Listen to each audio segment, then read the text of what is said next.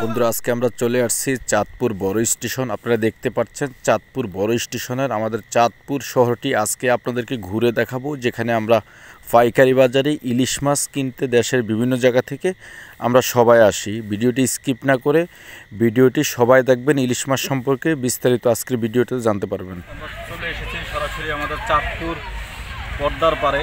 চলুন ঘুরে আসি চাঁদপুর পদ্মার পাড়ে কী কী আছে আমরা সবাই দেখি। চাঁদপুর এত সুন্দর একটি শহর, যারা দেশের বিভিন্ন জায়গায় আছেন এই শহরটি ভ্রমণ না করলে কেউ চাঁদপুর সম্পর্কে ধারণা হবে না। আমরা দেশের বিভিন্ন জায়গা থেকে ইলিশ মাছ ক্রয় করে থাকি। আজকে চলে আসলাম সরাসরি চাঁদপুর ইলিশ মাছের আড়তে। দেখতে পাচ্ছেন বরফগুলা কীভাবে ভাঙচুর করতেছে। ইলিশ মাছের ভিতরে বরফ প্যাকিং করে দেশের বিভিন্ন স্থানে এই মাছগুলো পাঠানো হয়। আপনারা দেখতে পাচ্ছেন চাঁদপুরের পদ্মা টাটকা ইলিশ, সাথে আছে পোয়া মাছের প্যাকেট, এবং এই ইলিশগুলো বরফ ছাড়া মাত্র সাগর থেকে নিয়ে এসেছেন, এবং পাইকারি বিক্রেতারা ইলিশ মাছগুলা বিক্রি করার জন্য বসে আছেন। আজকের ভিডিওতে থাকবে ইলিশ মাছের দাম সম্পর্কে এবং চাঁদপুরের খাঁটি ইলিশ আপনারা কোথায় আসলে খুব অল্প দামে ইলিশ মাছ পাবেন। বন্ধুরা, আমার এই ভিডিওটি দেশের জানা অজানা মানুষের জন্য। আমরা অনেকেই ইলিশ মাছ কিনে প্রতারিত হই। আজকে আমি সরাসরি চলে আসছি চাঁদপুর বড় স্টেশন ইলিশ মাছের আড়তে।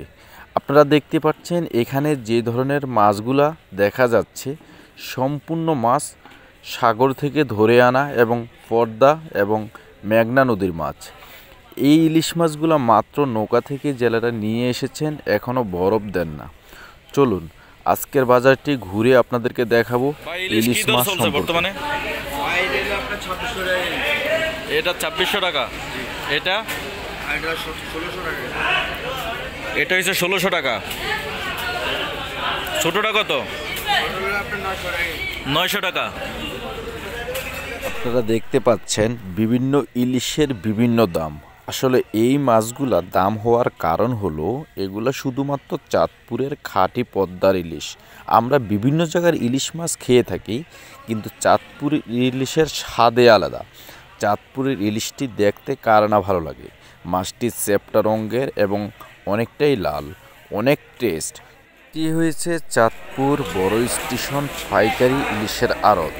পদ্মা এবং মেঘনা নদী থেকে মাছটি ধরে এনে জেলেরা এই আড়তে নিয়ে আসেন, এবং এইখান থেকে দেশের বিভিন্ন জায়গায় পার্সেল করে ট্রেনের মাধ্যমে বাসের মাধ্যমে পার্সেল করে থাকেন বিভিন্ন জেলেরা।